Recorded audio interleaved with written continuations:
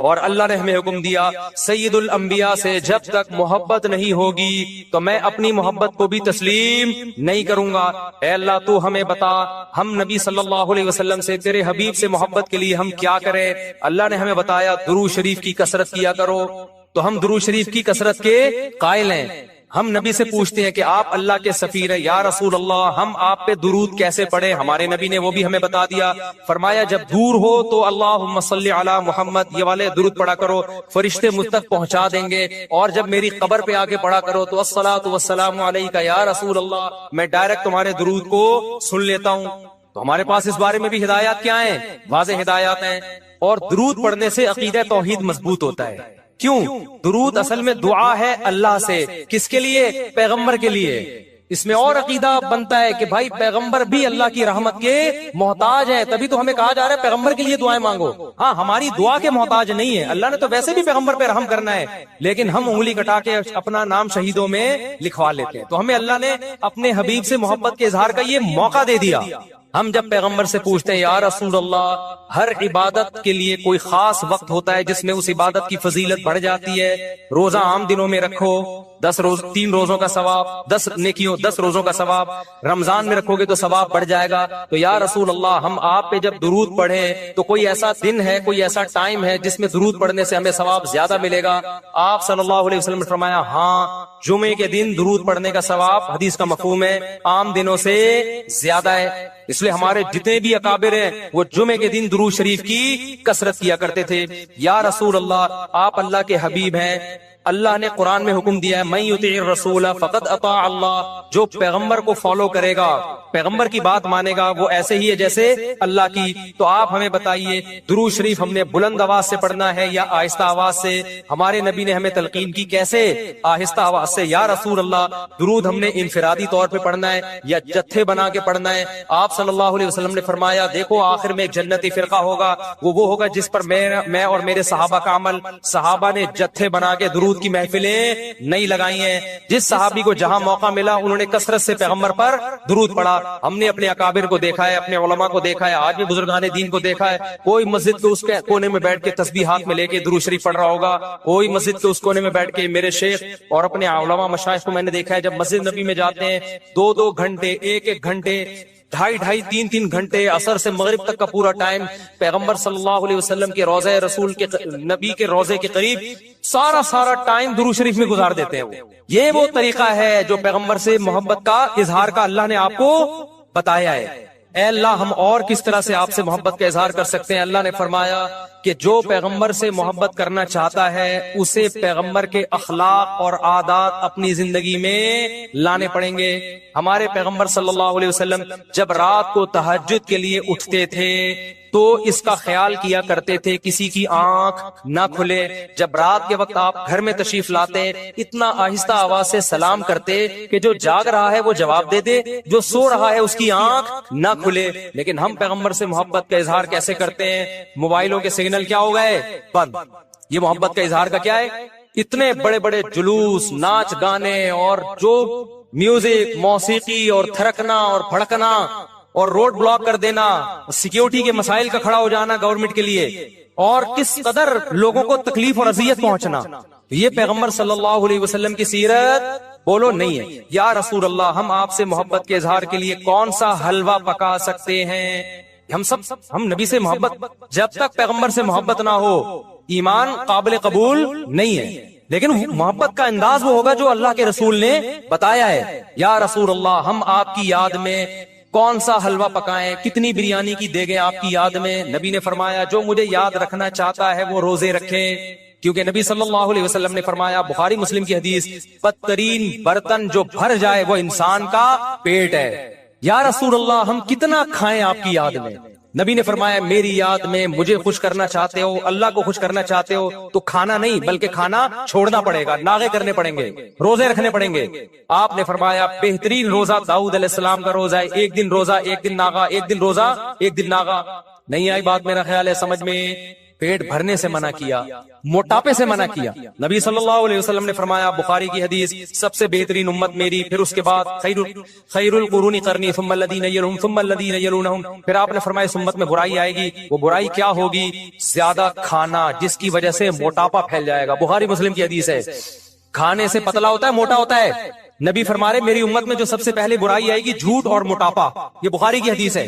ایک موٹاپا وہ ہوتا ہے جو نیچرلی ہوتا ہے، بہت سے اللہ والوں کو بھی ہم نے دیکھا ہے وہ بائی نیچر موٹے ہوتے ہیں، بھاری ہوتے ہیں، اس سے یہ کوئی گناہ نہیں ہے، وہ صحابہ کرام میں بھی تھے۔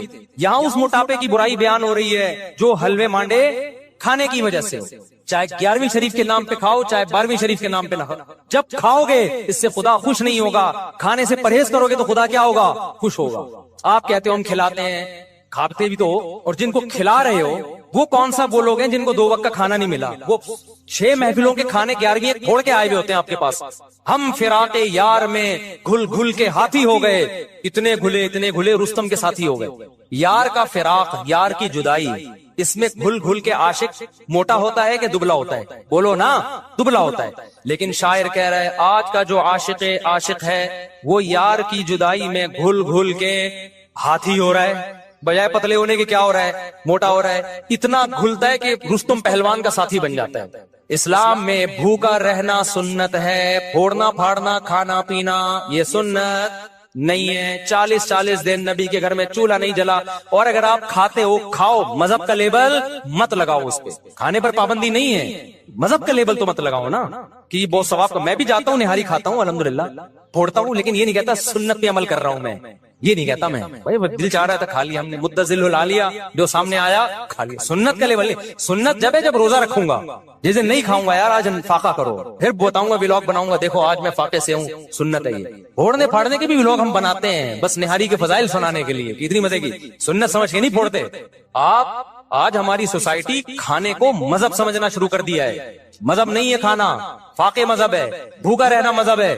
حالت جنابت میں اذکار اور تسبیح پڑھنا۔ حالت جنابت میں تسبیح ہاتھ میں لے کر تیسرا کلمہ، درود شریف، استغفار یا دوسرے اذکار اور دعائیں پڑھ سکتے ہیں۔ ام ساجد انڈیا سے، جی بالکل پڑھ سکتے ہیں، کوئی حرج نہیں ہے اس میں۔ اور خاص طور پہ جو خواتین مینسز کی حالت میں ہوتی ہیں وہ تو بالکل ہی عبادت چھوڑ دیتی ہیں، یہ بھی صحیح نہیں ہے۔ بھائی نماز اور تلاوت نہیں کرنی، باقی عبادتیں تو کریں، تسبیحات پڑھیں، دعائیں مانگیں اللہ تعالیٰ سے۔ اچھا، ناپاکی میں قرآن کی آیت پڑھنا، یہ سوال پوچھا ہے، یہ پوچھنے والے نے نام ہی نہیں لکھا۔ کیا ناپاکی کی حالت میں قرآن کی آیت پڑھ کر دعا کر سکتے ہیں یا نہیں؟ نیز بغیر وضو کے قرآن کی آیت پڑھ سکتے ہیں یا نہیں؟ بغیر وضو کے تو بہرحال قرآن پڑھ سکتے ہیں، البتہ ناپاکی کی حالت میں قرآن کی تلاوت جائز نہیں ہے۔ البتہ قرآن کی وہ آیتیں جن میں دعا کا عنصر پایا جاتا ہے، دعا کے میننگ پائے جاتے ہیں، تو ان آیتوں کو ناپاکی کی حالت میں دعا کی نیت سے پڑھ سکتے ہیں، تلاوت کی نیت سے نہیں پڑھ سکتے۔ جیسے قرآن میں آتا ہے ربنا آتنا فی الدنیا حسنۃ وفی الآخرۃ حسنۃ وقنا عذاب النار، اب یہ دعا ہے لیکن قرآن کی آیت بھی ہے، تو آپ اسے آیت کی نیت سے نہ پڑھیں، ناپاکی کی حالت میں دعا کی نیت سے آپ پڑھ سکتے ہیں۔ اسی طرح آیت الکرسی ہے تو یہ قرآن کی آیت، لیکن اگر آپ ناپاکی کی حالت میں یعنی جنابت میں یا حیض و نفاس کی عورت اگر ہے تو حیض و نفاس کی حالت میں آیت الکرسی قرآن کی تلاوت کی نیت سے نہ پڑھے۔ ہاں وہ بطور دم کے، بطور رقیہ کے، بطور وظیفہ کے پڑھ سکتی ہے وہ۔ اسی طرح سورہ فلق، سورہ ناس ہے، آپ دم کرنے کے لیے تو پڑھ سکتے ہیں، تلاوت کی نیت سے نہیں پڑھ سکتے آپ۔ ناپاک بستر پر ناپاک کپڑوں میں تلاوت وغیرہ کا حکم۔ اگر بیڈ یا صوفہ وغیرہ ناپاک ہو جائے تو اس پر بیٹھ کر تلاوت کرنا، ذکر کرنا، یہ دینی بیان سننا جائز ہوگا یا نہیں؟ اس طرح ناپاک کپڑوں میں ان کاموں کا کیا حکم ہے؟ سلمان صاحب لاہور سے۔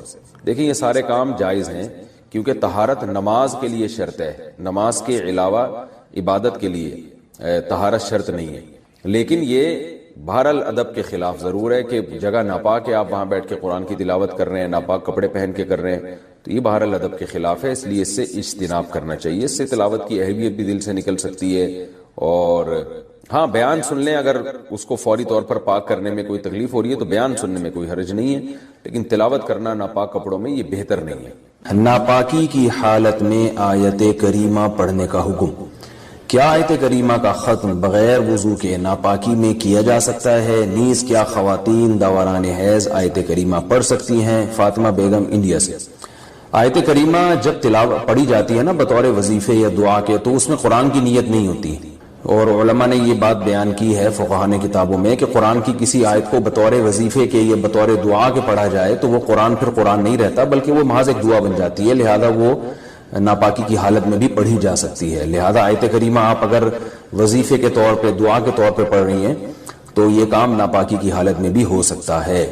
اسی طرح آیت کریمہ کے علاوہ سورہ فاتحہ ہے، یا رات کو سوتے ہوئے جو دم کیا جاتا ہے اپنے اوپر سورہ فلق، سورہ ناس اور سورہ اخلاص کے ذریعے، تو یہ سب جائز ہے، اس میں ناپاکی کی حالت میں بھی کر سکتے ہیں، کیونکہ یہ قرآن کی تلاوت کی نیت سے نہیں ہوتا بلکہ یہ دم یا رقیہ کی نیت سے ہوتا ہے۔ قرآن پورا کرنے کے لیے حالت حیض میں قرآن پڑھ سکتے ہیں؟ میرا قرآن ختم ہونے میں 3 پارے رہ گئے ہیں، پیریڈ شروع ہو گئے ہیں۔ میں نے ایک کلپ میں سنا تھا کہ حیض کی حالت میں قرآن پڑھ سکتے ہیں اور تلاوت بھی سن سکتے ہیں، کیا یہ بات صحیح ہے؟ تلاوت سن تو سکتے ہیں، قرآن پڑھ نہیں سکتے۔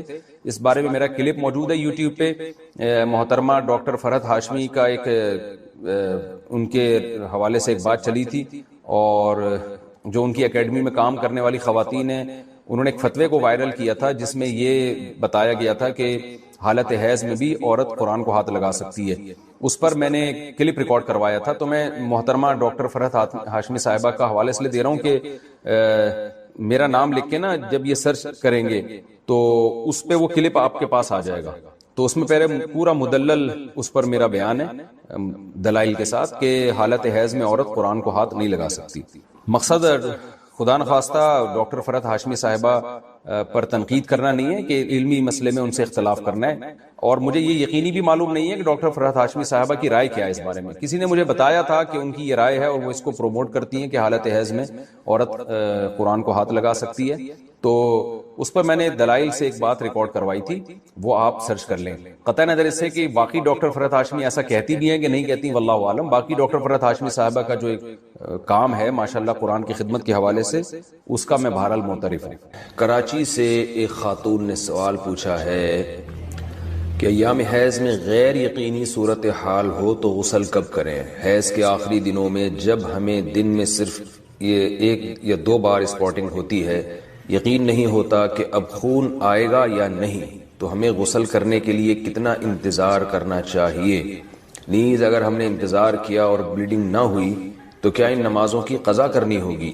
یہ سوال اگرچہ حیا کے خلاف ہے لیکن بہت زیادہ پوچھا جاتا ہے اور خواتین بہت پریشان ہوتی ہیں۔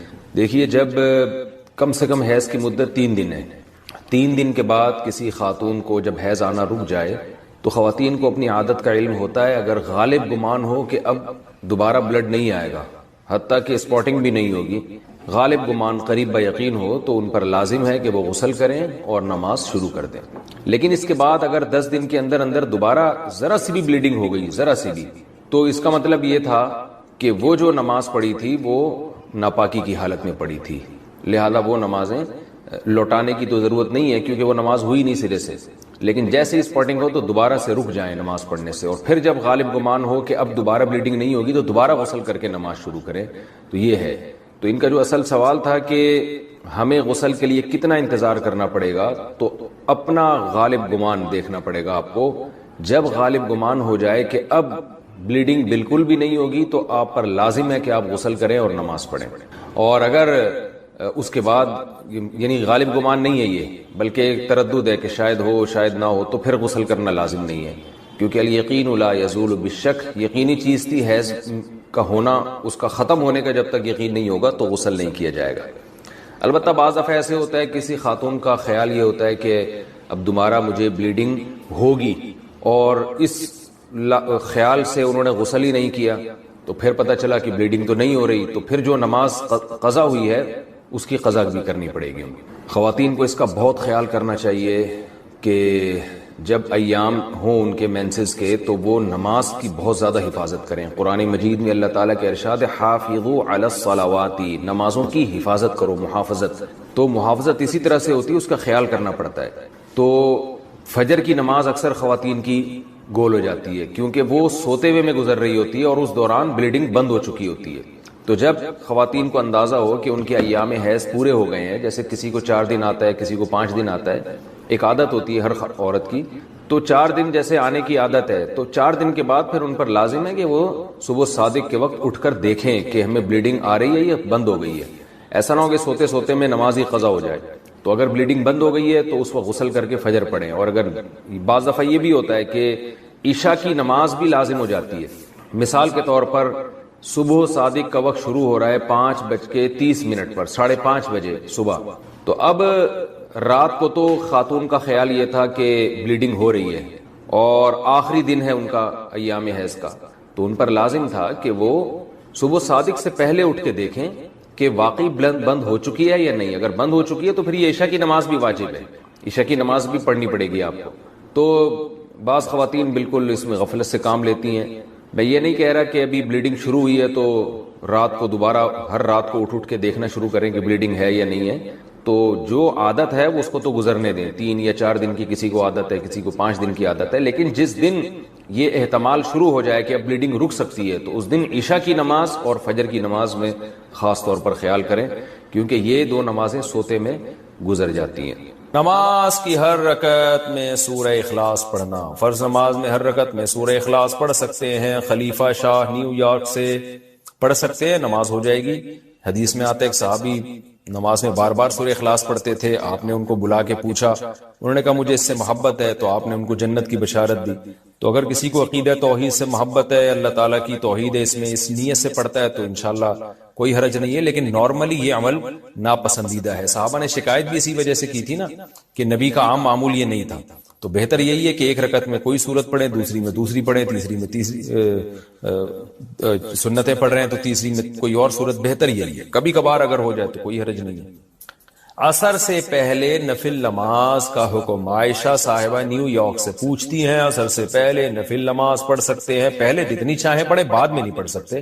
عصر کی نماز کے بعد نفل پڑھنا جائز نہیں ہے. ہاں قضاء عمری پڑھ سکتے ہیں، یا کوئی اور قضا نماز ہو جائے تو وہ پڑھ سکتے ہیں، لیکن نوافل عصر کے بعد نہیں پڑھ سکتے. پہلے جتنے چاہیں پڑھیں. نماز میں آنکھ بند کرنا جائز ہے؟ کیا نماز میں آنکھ بند کر سکتے ہیں اور کتنی دیر تک؟ عابد خان سعودی عرب سے. نماز میں آنکھ بند کرنا مکروہ ہے، ناپسندیدہ ہے، کیونکہ نبی صلی اللہ علیہ وسلم ہمیشہ آنکھیں کھول کے نماز پڑھتے تھے. تو اس لیے بہتر یہی ہے کہ نماز میں آنکھ کھول کے نماز پڑھیں آپ. اندھیرے میں نماز پڑھنے کا حکم. اندھیرے میں نماز پڑھنا ممنوع ہے یا نہیں؟ عثمان غنی آئی لینڈ سے. کوئی ممنوع نہیں ہے، پڑھ سکتے ہیں. عبد الرشید صاحب راجستھان انڈیا سے پوچھتے ہیں کیا نماز میں بسم اللہ پڑھنا واجب ہے؟ کیا بسم اللہ الرحمن الرحیم نماز کی پہلی رکعت میں پڑھی جائے گی یا ہر رکعت میں پڑھنا وہ لازم ہے؟ بھائی لازم کسی رکعت میں بھی نہیں ہے، سنت ہے. بہتر ہے جب پہلی رکعت میں آپ اللہ اکبر کہہ کے نیت باندھتے ہیں تو ثنا پڑھیں. ثنا کے بعد اعوذ باللہ من الشیطان الرجیم، پھر بسم اللہ الرحمن الرحیم، پھر سورہ فاتحہ پڑھیں. سورہ فاتحہ کے بعد اگر آپ درمیان سے کہیں سے تلاوت کر رہے ہیں سورت کے تو پھر بسم اللہ نہ پڑھیں. اگر سورت کے شروع سے تلاوت کر رہے ہیں تو پھر بسم اللہ الرحمن الرحیم دوبارہ پڑھیں. اور جیسے علم تر کیف فعل ربک پڑھ لی یا قل واللہ پڑھ لی تو سورت شروع کرنے سے پہلے بسم اللہ پڑھیں آپ، سنت ہے. پھر جب دوسری رکعت کے لیے آپ کھڑے ہوں گے تو پھر سورہ فاتحہ سے پہلے بسم اللہ، اور پھر جب سورہ فاتحہ پڑھ کے نئی سورت شروع کریں گے تو بسم اللہ. اگر سورت شروع نہیں کرتے، قرآن کے درمیان سے پڑھتے ہیں تو پھر بسم اللہ نہ پڑھیں، کیونکہ بسم اللہ سورت شروع کرنے سے پہلے پڑھنا سنت ہے. تو چاہے سورہ فاتحہ ہو یا کوئی نئی سورت ہو، اس سے پہلے بسم اللہ عام حالات میں بھی پڑھنی چاہیے اور نماز میں بھی. ہاں سورہ توبہ جب آپ پڑھیں گے تو پھر اس سے پہلے بسم اللہ الرحمن الرحیم نہ پڑھیں آپ. لیکن یہ واجب نہیں ہے، میں نے بتایا سنت ہے، چھوٹ جائے تو کوئی گناہ نہیں ہے. کیا عشاء کے صرف 4 فرض پڑھ سکتے ہیں؟ اگر کوئی عشاء کی نماز لمبی ہونے کی وجہ سے چھوڑ دیتا ہے تو اگر وہ صرف 4 فرض پڑھ لے تو کیا اس کی عشاء کی نماز ہو جائے گی؟ اسی طرح اگر عصر کی بھی صرف 4 رکعت فرض پڑھ لے تو کیا اس کی نماز ہو جائے گی؟ کوئی گناہ تو نہیں ہوگا؟ حنا صاحبہ بہاولپور سے. جی حنا صاحبہ بالکل فرض نماز ہو جائے گی. 17 رکعتیں سوچ کے نماز ہی چھوڑ دینا عشاء کی، یہ تو بہت بڑا ظلم ہے. تو 4 فرض یہ بہت زیادہ ضروری ہیں. اگر کوئی سنتیں نہیں پڑھ رہا، صرف 4 فرض پڑھ لیتا ہے تو فرض تو ذمے سے ساقط ہو گئے نا، ورنہ فرض چھوڑنا تو کبیرہ بہت بڑا گناہ ہے اسلام میں. تو کسی بھی طرح ہو فرض بہرحال پڑھے. باقی عشاء کے بعد 2 سنتیں مؤکدہ ہیں تو وہ بھی پڑھ لے، کیا جا رہا ہے اس میں، وہ بھی مؤکدہ ہیں. کبھی کبھار چھوڑ دے تو کوئی حرج نہیں ہے، لیکن چھوڑنے کا معمول بنا لینا اس میں گناہ کا خطرہ ہے. ایسا شخص قابل ملامت ہے، نبی کی شفاعت سے محروم ہونے کا خطرہ ہے. تو اس لیے 2 سنتوں کو کبھی معمول بنانا چاہیے. کبھی کبھار چھوٹ جائے تو کوئی حرج نہیں ہے، لیکن بہرحال 2 سنتوں میں اور 4 فرض میں زمین آسمان کا فرق ہے. 2 سنتوں کے چکر میں 4 فرض کبھی بھی نہ چھوڑیں. نہیں پڑھے جا رہے تو 4 فرض ہی پڑھ لیں. تو لیکن عام 2 سنتوں کا بھی معمول بنا لیں تو 6 رکعتیں عشاء کی، جس کو ہم کسی حد تک ضروری کہہ سکتے ہیں. 4 فرض تو وہ تو فرض ہیں بہرحال، اور 2 سنتیں مؤکدہ ہیں. وہ چھوڑنا حرام اور کبیرہ گناہ تو نہیں ہے لیکن قابل ملامت ہے ایسا شخص جو سنتیں نہ پڑھے. اور وطر 3 رکعت وطر رہ گئے, وہ پوری رات میں کبھی بھی پڑھ لیں, وہ بھی واجب ہیں, وہ چھوڑیں گے تو گناہگار ہوں گے. باقی عصر سے پہلے 4 رکعتیں پڑھنا وہ سنت ہے, وہ لازمی نہیں ہے. پہلے سوال ہے جی محمد صاحب انڈیا, محمد صاحب کی طرف سے جو انڈیا سے ہیں, کیا نماز میں نیت کے لیے یہ کہنا ضروری ہے کہ میں 4 رکعت فرض نماز پڑھ رہا ہوں, منہ میرا کعبہ شریف کی طرف, امام صاحب کے پیچھے, یا دل میں ہی پتا ہو کہ آپ 4 رکعت فرض پڑھ رہے ہیں تو یہ بھی کافی ہوگا؟ دیکھیں, یہ کہ منہ میرا کعبہ شریف کی طرف اور اس امام کے پیچھے, تو منہ تو کعبہ شریف کی طرف ہوتا ہے تو نماز ہوتی ہے, اس لیے اس کی نیت ضروری نہیں ہے. باقی یہ کہ امام کے پیچھے میں دل میں اتنا ارادہ کافی ہے کہ میں جماعت سے نماز پڑھ رہا ہوں, اب اکیلا نہیں پڑھ رہا. بعض دفعہ انسان صف میں کھڑا ہوتا ہے اپنی نیت باندھ لیتا ہے, تو دل میں بس اتنا ارادہ ہوتا ہی ہے. جب آپ صف میں کھڑے ہیں تو اور کیا کرنے کے لیے کھڑے ہیں, اپنی نماز تھوڑی پڑھنے کے لیے کھڑے ہیں. تیسرا مسئلہ یہ کہ 4 رکعت فرض پڑھ رہا ہوں, 2 رکعت فرض پڑھ رہا ہوں, یہ نیت لغو ہے. آپ فجر کے 2 فرض پڑھ رہے ہیں اور آپ نیت یہ کریں میں 4 پڑھ رہا ہوں, تو بھی فجر کے 2 ہی ہوں گی, اس سے کوئی فرق نہیں پڑے گا, کیونکہ وہ اللہ کی طرف سے پہلے سے 2 رکعت متعین ہے. آپ کے 4 کہنے سے وہ فرق نہیں پڑے گا. ظہر میں آپ نے یہ نیت کر لی کہ میں ظہر کی 2 رکعت پڑھ رہا ہوں, تو بھی نماز آپ کی ہو جائے گی, کیونکہ ظہر کی 4 رکعت ہوتی ہیں, 2 ہوتی نہیں ہیں. سفر میں آپ نے 2 پڑھنی ہے, اگر آپ نے یہ نیت کر لی میں 4 پڑھ رہا ہوں تو بھی 2 ہی پڑھنی پڑیں گی اور نماز ہو جائے گی, کیونکہ سفر میں اللہ کی طرف سے 2 متعین ہے. تو صرف اتنی نیت کرنی ہے کہ ظہر ہے یا عصر ہے, کیونکہ ظہر میں آپ کے پاس یہ بھی آپشن تھا کہ آپ پچھلی کوئی قضا پڑھ لیں, یہ بھی آپشن تھا کہ سنت پڑھ لیں, یہ بھی آپشن تھا کہ فرض پڑھ لیں. تو یہ 3 آپشن تھے آپ کے پاس, تو ان میں سے ایک کو آپ نے خود متعین کرنا ہے کہ فرض پڑھ رہا ہوں یا سنتیں. نمبر 2, ظہر پڑھ رہا ہوں یا پچھلی کوئی قضا پڑھ رہا ہوں. تو جب آپ نے یہ نیت کر لی کہ نہیں جی ظہر ہے, تو 4 رکعتیں 2 رکعتیں یہ لغو کام ہو جائے گا, اس کی ضرورت نہیں ہے. بس اتنی نیت کہ ظہر ہے اور فرض ہے بس. یعنی فرض سے میری مراد کہ ظہر ہے, آج کی ظہر ہے, یہ بھی ضروری نہیں کہ فرض ہے, کیونکہ ظہر تو ہے ہی فرض, تو سنت نہیں ہے. سنتیں پڑھ رہے ہیں تو دل میں یہ نیت ہو کہ یہ ظہر میں سنت پڑھ رہا ہوں, میں فرض نہیں پڑھ رہا. تو بس اتنا, یہ اتنی کافی ہے. آج کل نیتوں میں بہت زیادہ غلو ہونے لگا ہے. نماز میں نیت ضروری ہے یا تکبیر کہنا کافی ہے؟ فرض نماز میں نیت کرنی ہوگی یا صرف اللہ اکبر بولنا ہوگا؟ اگر نیت کرنی ہوگی تو وہ اردو میں کریں یا عربی میں کریں. سلمہ صاحبہ دبئی سے, دیکھیں نیت نماز میں ضروری ہے, لیکن نیت دل کے ارادے کا نام ہے, اور دل میں ارادہ انسان اپنی زبان میں ہی کرتا ہے جو اس کی مدر لینگویج ہے. بس دل میں نیت کرتا ہے میں نماز پڑھ رہا ہوں, تو بس اتنا کافی ہے. پھر جو نماز ہے اس کی نیت کر لیں, ظہر کی ہے تو ظہر کی نیت کر لیں, عصر کی ہے تو عصر کی, فرض کی ہے تو فرض کی کر لیں. بس دل میں نیت کافی ہے, اس کا انگلش عربی اردو سے کوئی تعلق نہیں ہے. ہو جائے گا. یعنی ہو سکتا ہے مستقبل میں معال کے اعتبار سے, یعنی فیوچر کے اعتبار سے ہو سکتا ہے وہ ہم سے اچھا. تو یہ مطلب ہے اس کا. انہوں نے اگلا جملہ کہا کہ اپنے آپ کو ہمیں جانوروں سے بھی بدتر سمجھنا چاہیے. بھی مجھے دیکھ رہا ہے ہم لوگ جانوروں سے بدتر ہے. میں نے کہا بھائی اگر اللہ نہ کرے بدعمالی پر موت ہو گئی, کفر پہ موت ہو گئی, تو ہم تو جانوروں سے بدتر ہی ہیں. اولئک کالانعام بل ہم اضل. قرآن کہتا ہے یہ جو برے لوگ ہیں یہ تو جانوروں سے بھی بدتر ہیں. تو کہہ رہے ہم تو برے نہیں. میں نے کہا ہو سکتا ہے بھائی کوئی ایسی برائی ہو. میں تعویل کر رہا ہوں نا, میں تعویل کر رہا ہوں تاکہ یہ بیان سنیں. اگلا جملہ انہوں نے کہا کہ بلکہ ہمیں اپنے آپ کو گدھے گھوڑوں سے بھی بدتر سمجھنا چاہیے. تو میں نے کہا وہ جانور میں گدھے گھوڑوں کی مثال, میں بھی تو گدھے گھوڑوں کی مثالیں دیتا ہوں نا. گرل فرینڈ بوائے فرینڈ کا جو ریلیشن ہے ایسے جیسے گدھے گھوڑوں کا, تو ایگزامپل ہے. انہوں نے کہا ہمیں اپنے آپ کو خنزیر سے بھی بدتر سمجھنا چاہیے. اب وہ کہہ رہے ہیں یہ کیا ہو رہا ہے. میں کہہ رہا ہوں دیکھو یار, اگر اعمال پہ موت نہ ہوئی تو خنزیر سے بھی بدتر تو ہوئے نا, بات تو ہے. آخر میں انہوں نے کہا ہمیں اپنے آپ کو گوں کے کنستر سے بھی برا سمجھنا چاہیے. یہ ہو گیا. میں نے کہا بھائی میرے اندر اب تعویل کا راستہ بند. وہ کہہ رہے ہیں کیوں, ہم انسان ہیں یار, وہ گو ہیں. میں نے کہا یہ زیادہ ہو گئی. اب یہ میرے سے, ترکی کے میوزیم میں تھے ہم لوگ, میرے ساتھ ایک میرے دوست تھے, 2017-18 کی بات ہوگی. ترکی کے میوزیم میں ہمیں چیزیں وزٹ کروائی جا رہی تھی. یہ پتہ نہیں فلاں علیہ السلام کا, حضرت فلاں پیغمبر کا, یہ فلاں ہے حضرت علی کا یہ کرتا ہے, یہ حضرت سیدہ فاطمہ کا جبہ ہے. ہم نہیں ہے بھی کہ نہیں ہے, لیکن ہم نے کہا چلو یہ کہہ رہا ہے تو ہوگا, وہ ہمیں وزٹ کرانا نا. یہ فلاں ہے, یہ حضرت حسین کیا پتہ نہیں کیا ہے تلوار ہے. ایک جگہ ہم گئے, ایک لاٹھی لٹکی ہوئی تھی. ہم نے کہا یہ کیا ہے. اب تک ہم تعویل کر رہے ہیں یار ہو سکتا ہے, ہو سکتا ہے. اس نے کہا یہ حضرت موسیٰ علیہ السلام کی لاٹھی. میں نے دوست سے کہا, میں نے کہا یہ زیادہ ہو. اس سے جو پرانی رپورٹیں تھی وہ بھی کیا ہو گئی, وہ بھی کینسل. کچھ بھی نہیں ہے, کچھ ہوگا, میں نہیں کہہ رہا ساری چیزیں غلط نہیں ہے, لیکن میں نے کہا یار موسیٰ علیہ السلام کی لاٹھی یار بس کر دو بھائی.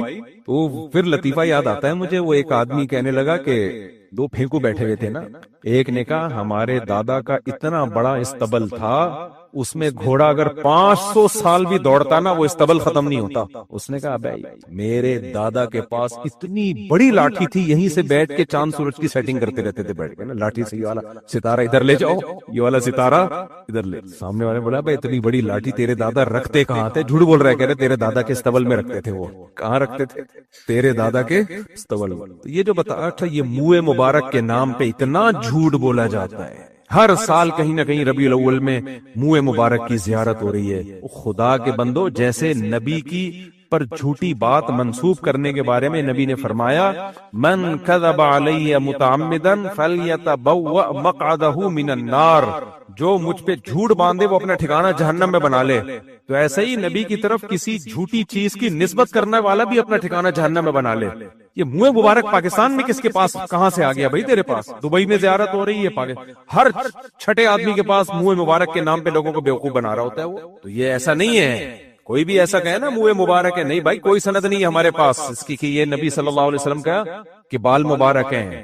جھوٹی خبریں ہیں اس بارے میں. تو میں کیا بات کر رہا تھا, پھر دائیں میں نکل گیا. ہاں, تو وقار الگ, وہ جو تواضع میں ہم گوں کے کنستر سے بھی.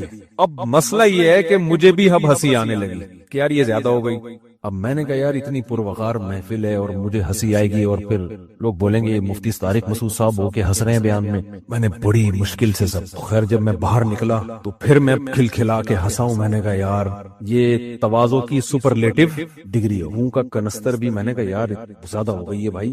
تو تواضع الگ, تواضع کس کی کیفیت کا نام ہے؟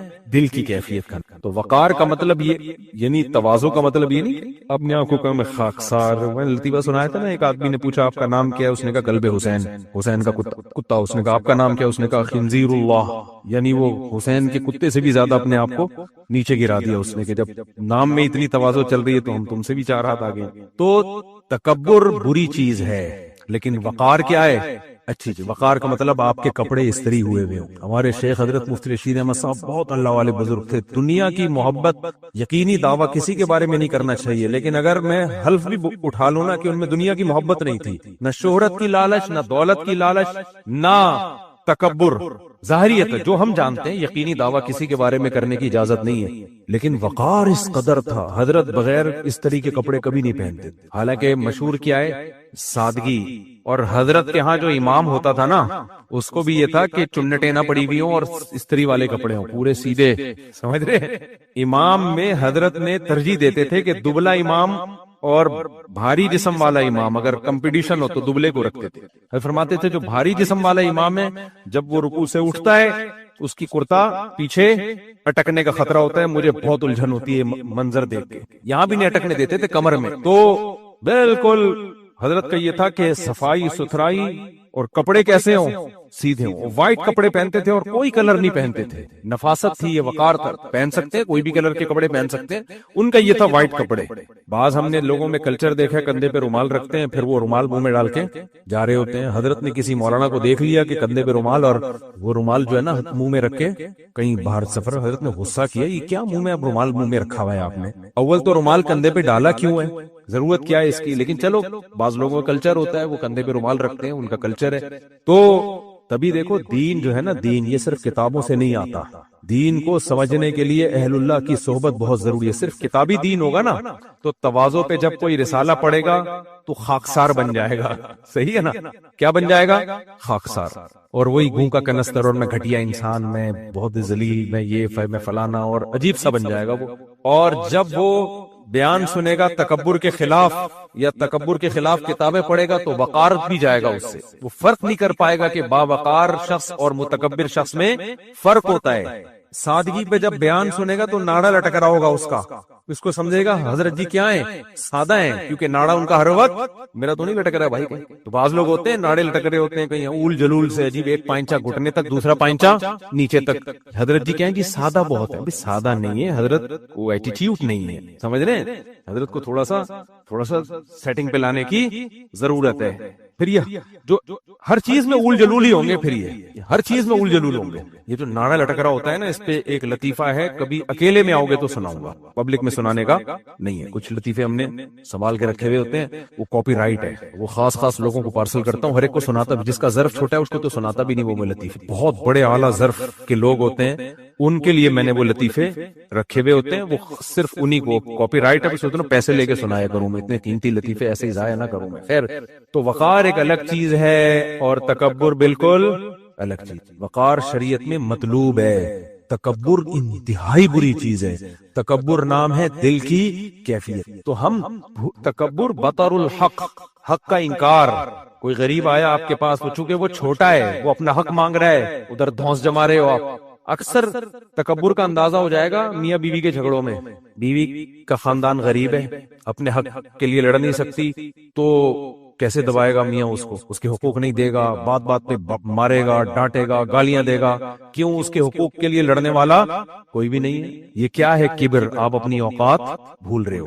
میں اس کی ایک مثال دیتا ہوں. نبی صلی اللہ علیہ وسلم نے، ابو مسعود انصاری تھے یا عبداللہ بن مسعود، غالباً عبداللہ بن مسعود، ان کو دیکھا کہ اپنے غلام کو مار رہے ہیں. اب غلام کمزور ہوتا ہے، وہ تو ہاتھ بھی نہیں اٹھا سکتا، کوئی اس کا ساتھ بھی نہیں دے گا. اس کی دھنائی لگائی انہوں نے.